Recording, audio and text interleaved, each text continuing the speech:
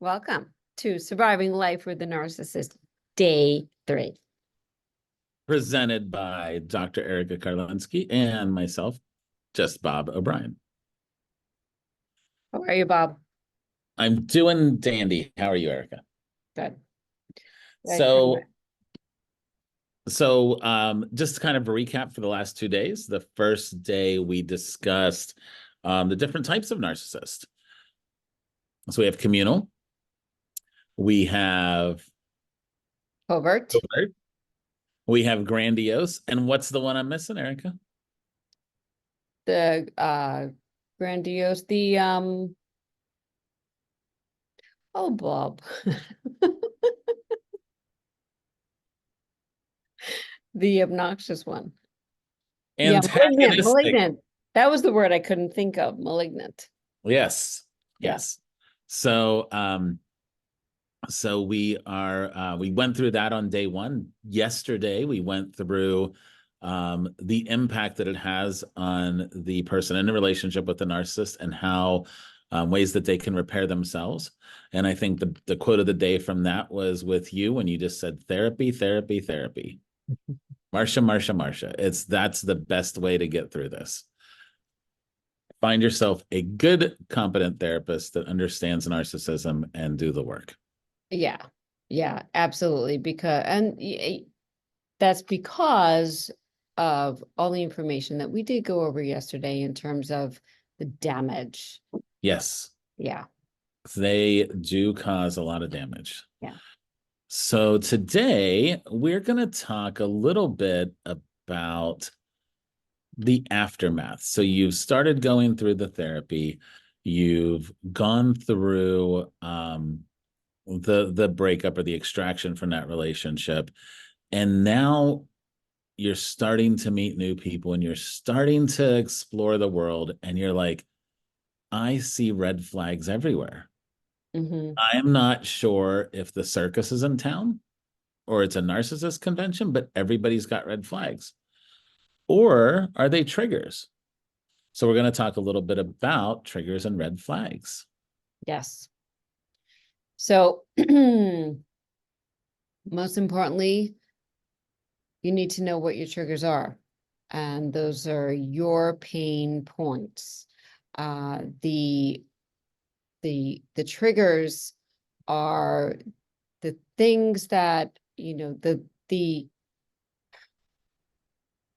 when you're triggered, it's because of your history, your story.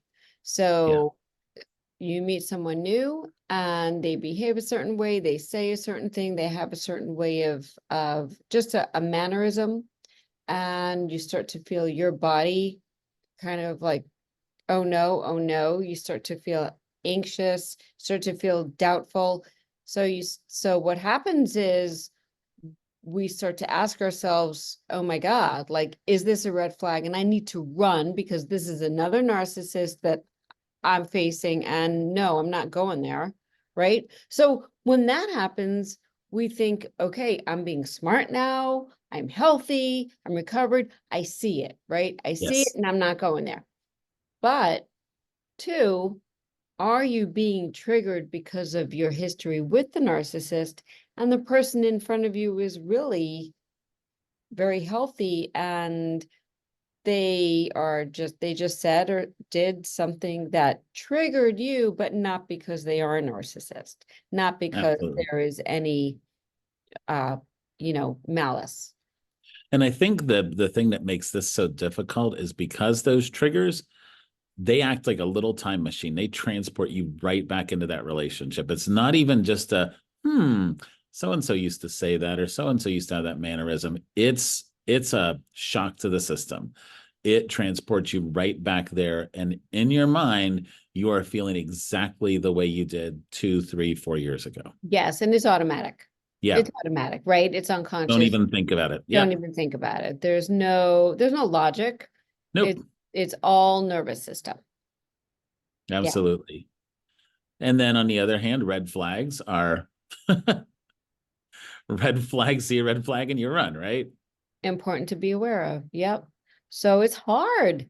It's really hard to know the difference, whether or not you've been in a narcissistic relationship, right?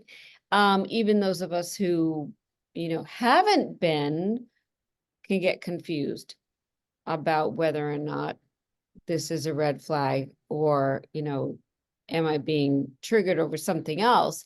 But if you've been in a relationship with a narcissist, it's 1,000 times harder. Yes. Yeah. And And there's I more think self-doubt. And I think if we've known anybody, and like those of us in this field, right, we've known so many people that have been in narcissistic relationships, and we've heard about so many things that we listen to, and we're like, oh my gosh, that's a glaring red flag. It makes it, sometimes we carry that knowledge with us into our own relationships outside of work, and we're like, and I think especially when you're newer to this, it's very easy to start seeing red flags where there are none, just because we've heard so many stories. So even if going back to the layperson, if they haven't been in that relationship, but they know somebody that has, and they hear the horror stories and they hear the red flags, they might see red flags where they don't exist. Yeah. Oh, it's very challenging. It's true. You start to doubt everybody around you. Like, oh Yes. my God, is everybody a narcissist? Is everybody right?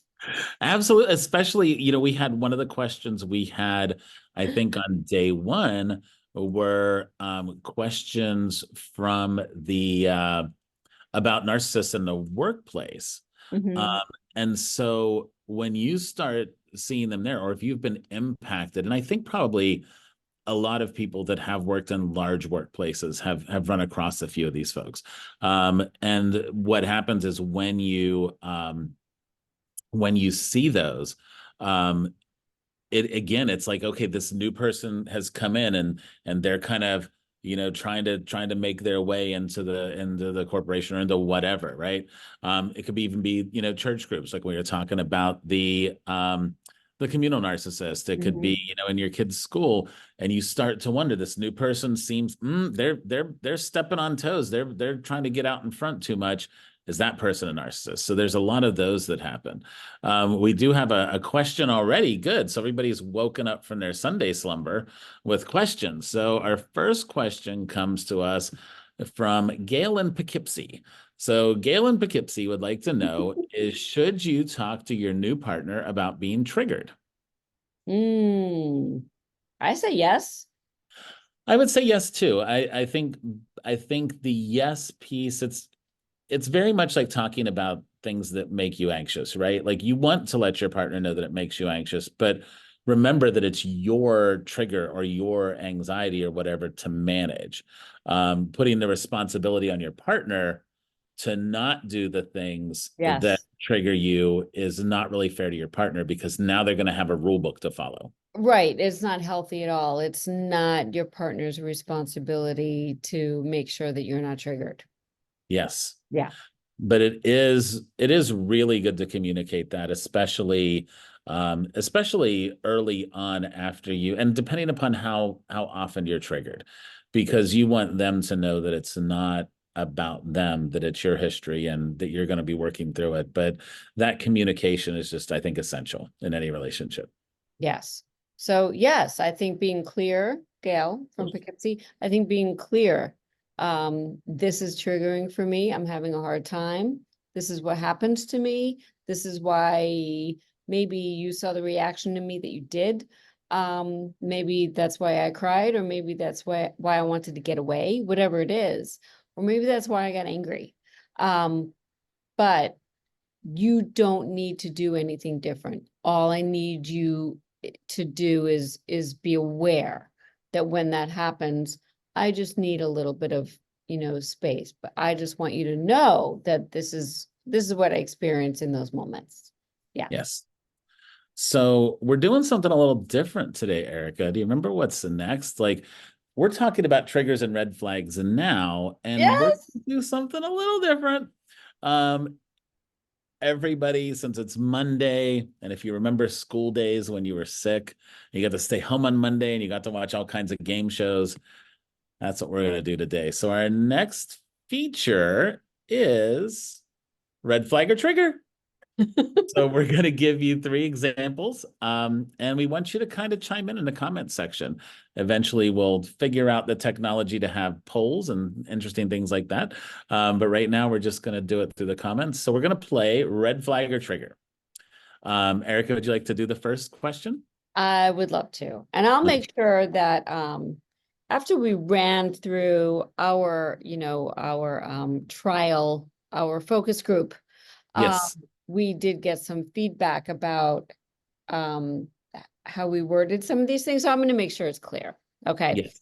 Okay. So my first relationship after breaking up with my narcissist went like this. I had a hard day. I wasn't very energetic. My new boyfriend got to my house and asked me what was wrong. I told him I'm just tired and just stressed. He seemed to be annoyed and became very quiet and cold. This is so resident of my ex. If I wasn't happy all the time, he didn't want to be with me. So the question is, the person who is telling the story, are they seeing a red flag or are they being triggered? And Give everyone a few seconds to think about that, or a minute or so, and chime in on what your thoughts are. We should have the Jeopardy theme playing right now. I know.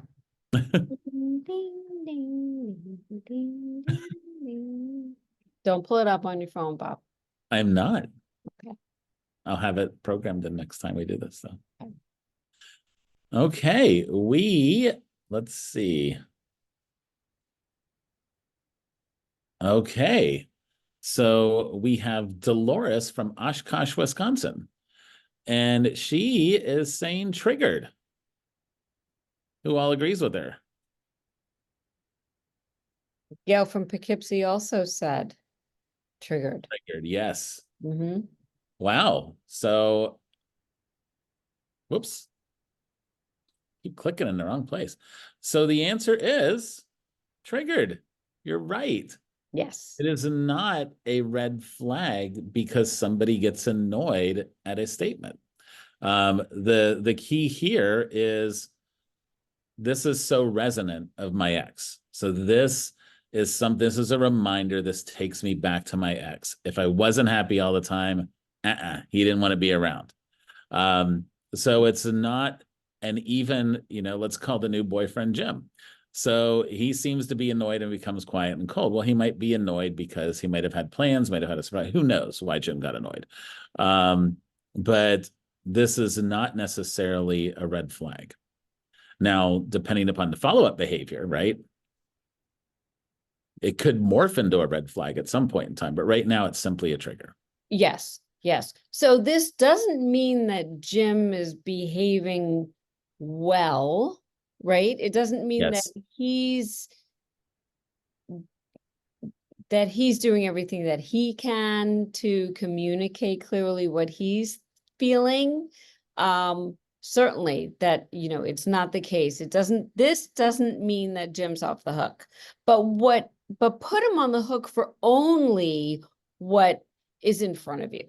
And Yes. that is that he got annoyed because you're tired and stressed, period, the end. Start from there. Okay. Yes. Making the assumption that, oh no, he's one of those who's going to get cold and angry when I'm not happy all the time.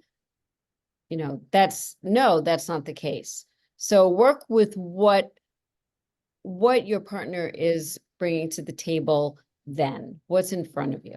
Yes. Okay. And I'm sure you've seen it, Erica, too, plenty of times in the past and within the practice where we have somebody that has gone through a breakup and they start dating again. And I don't know how many relationships have ended prematurely because they saw a trigger and it wasn't a red flag. And they come in and they're like, I'm doing so good. I picked this red flag up the very third time we went out. And they tell you and you're like, no, it wasn't a red flag. That was a trigger. And so it's difficult. And it's difficult, I think, rebounding into a new relationship after a relationship with a narcissist where people are willing to give those chances. After they've gotten sucked back in maybe multiple times with the narcissist, when they finally break free and they finally have that burst of independence and energy about them, a lot of them get really no nonsense and they change quickly. Yeah. And they are able to flip like you would not believe. And so they're happy, they're proud of their independence, the strength and everything that they're showing. However, sometimes we get a little trigger happy like that. Yeah, that's a good one.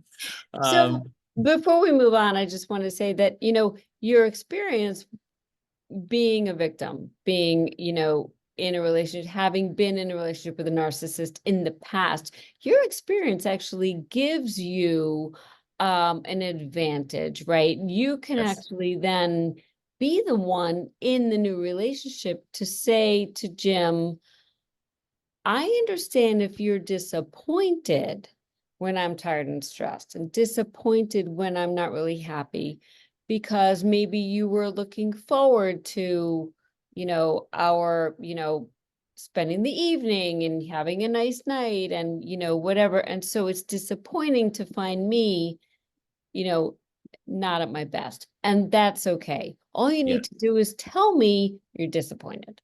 Yes. Yeah. So, Erica, we have a little commercial break here for our dry cleaning. Did you bring your dry cleaning in today? No, I forgot. Oh, okay. So, Gail, if you can let him know that we did not bring dry cleaning in today, and we're sorry for having him come out. Special shout out to Orchid Dry Cleaners in Lake Mary, who picks up from our office and delivers. They pick up on Mondays and Thursdays and deliver on Mondays and Thursdays. So, great job to them. Thank you so much. Back to red flag or trigger. Number 2, my new girlfriend and I are having a great day out together. And Erica gets up and leaves her screen. We run into a friend of mine from college and we begin to catch up on each other's lives. My new girlfriend keeps interjecting about her college days, and this derails our conversation. I love this one. Okay, time to Red play. flag or trigger, Red time flag to... or trigger. Is the person, so the guy who is presenting this, right? Yep. Is he seeing in his new girlfriend and her behavior, interjecting and derailing the conversation, is that a red flag or a trigger? And we already have an answer with an exclamation point.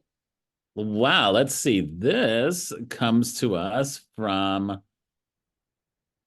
oh, wait, I'm sorry. This comes to us from Henrietta from Tampa.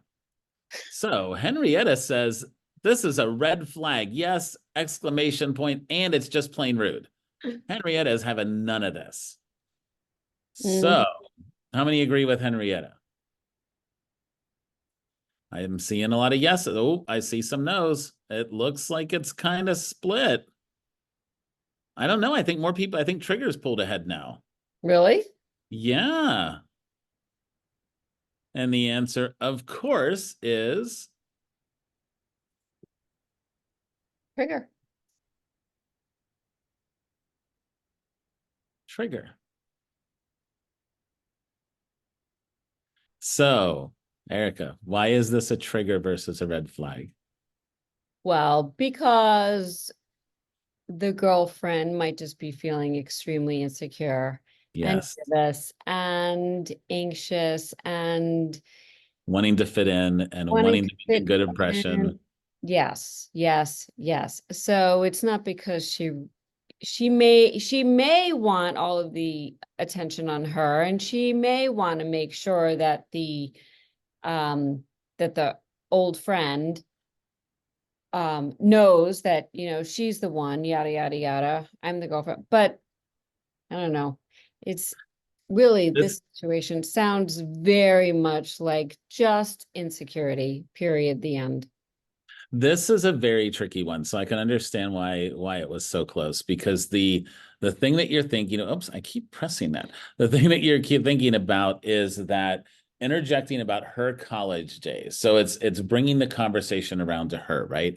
A few details that we don't know is let's call the guy Fred. So Fred might have really talked up his friend coming to town, might have really talked up about this guy a lot over the past. And so when the girlfriend meets him, she just wants to be accepted so well that she doesn't, again, it's that insecurity, it's that I want to be part of this. I don't want to just sit back and hearing about their days and them catching up, and I'm just kind of like the awkward third wheel.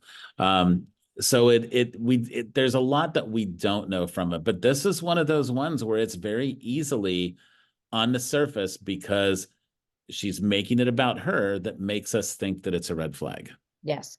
So, Bob, here's what's interesting. When we wrote this question, when we came up with these scenarios together, and a couple of them are based on real stories, right? That Yes. clients have shared with us. When we wrote this one, I was thinking, I assumed we were both talking about the old friend being a woman. And you're saying that the old friend is a man.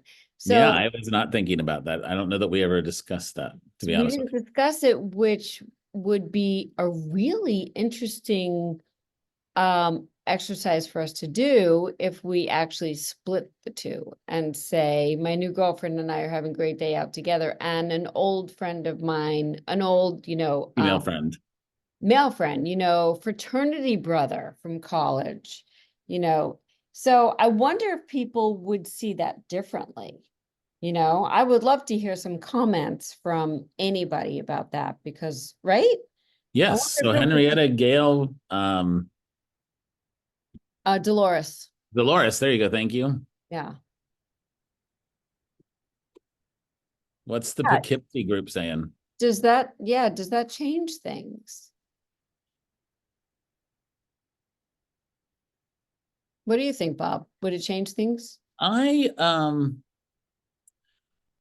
I think if it were a female friend, I can see where the insecurities and stuff would pop up because it's like, okay, they're connecting way too well. They're having too good of a time. Maybe that's that.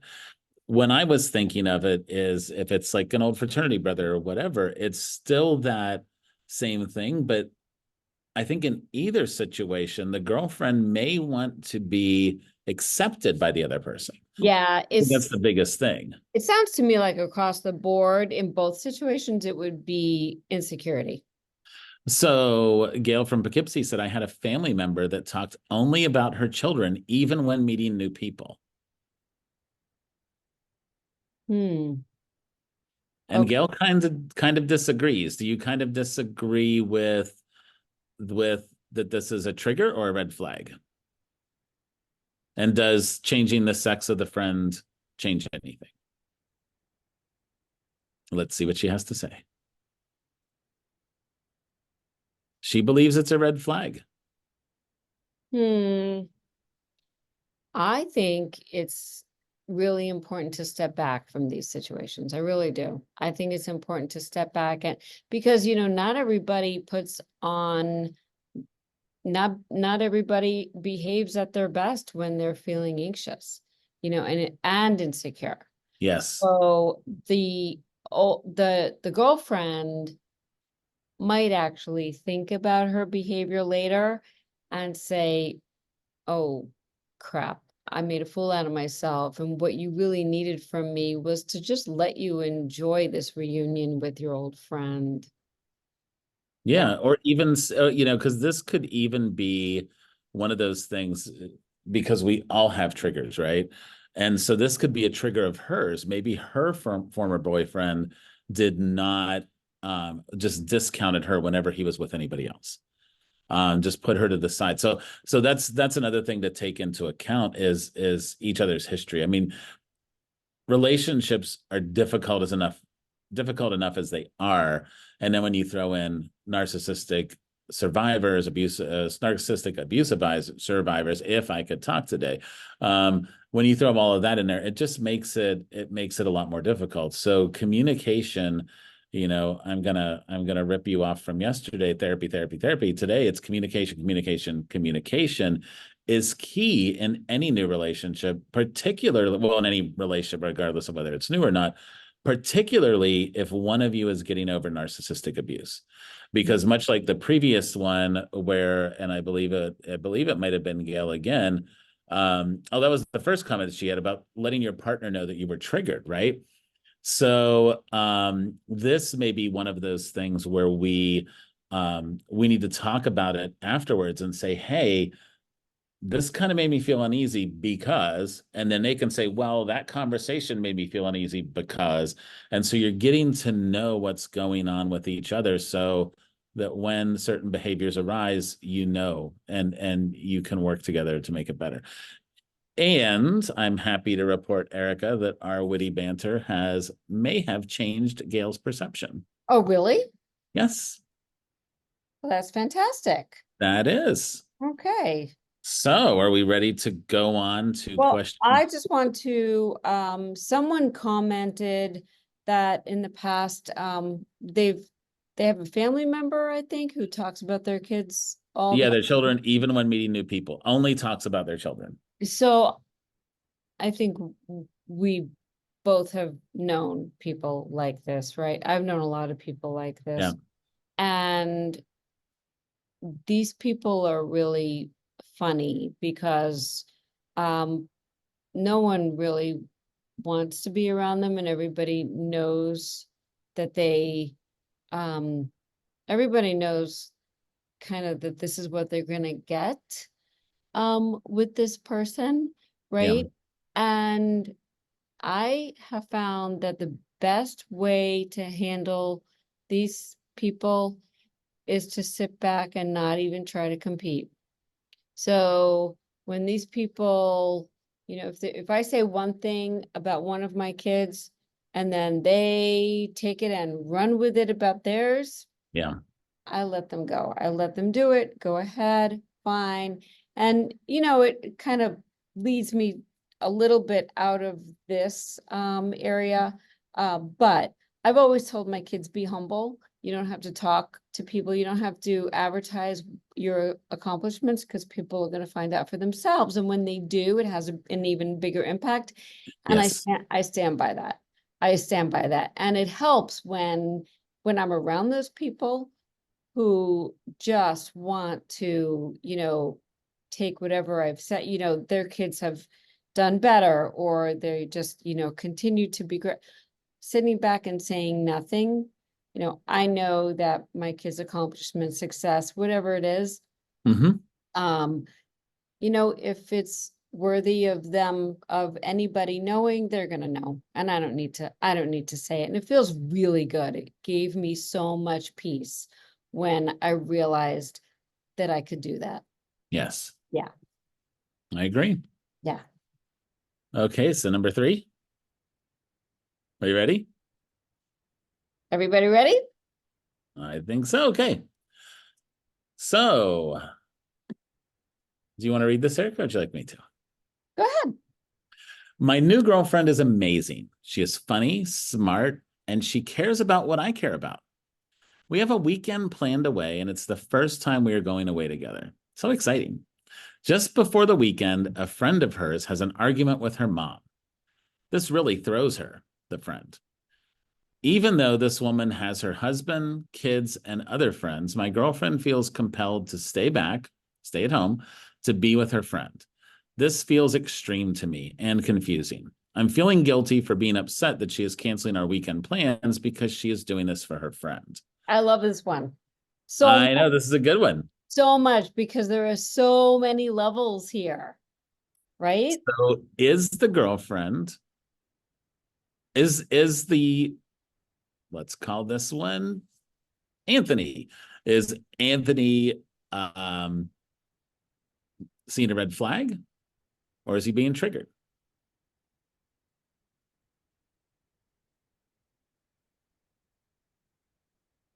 So the question is he seeing a red flag in his girlfriend who's Yes. putting her friend first, canceling their weekend because her friend is in pain, Yes. right?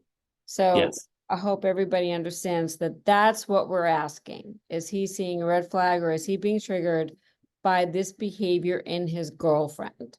Yes. We'll give you an extra few seconds because this one is complicated. It is. I love this one. Let's see. Gail from Poughkeepsie is quick on the draw. I'll tell you what.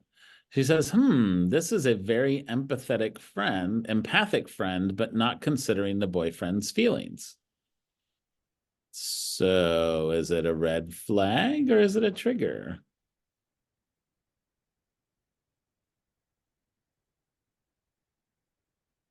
Neither. Oh. Wow. Okay. So No, you're kind of hedging your bets there, I think. yeah. Okay. All right, fine. Fine, we'll let it go. So Erica, drum roll. Go ahead. You spill the beans. Red flag. Yes. Red flag. The girlfriend, to me, based on this, is a communal narcissist. Yes. Her friend had an argument with her mom. Her friend's mom didn't pass away. She had an argument with her mom. We all have arguments, right?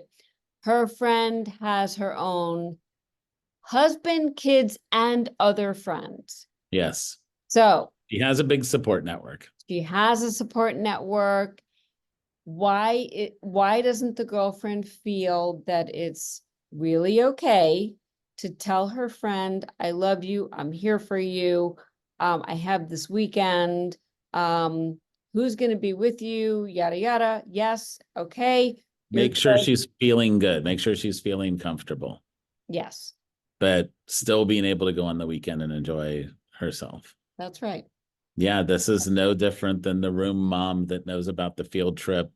That's right. For everybody else. Yes. This is the person who needs to be the hero.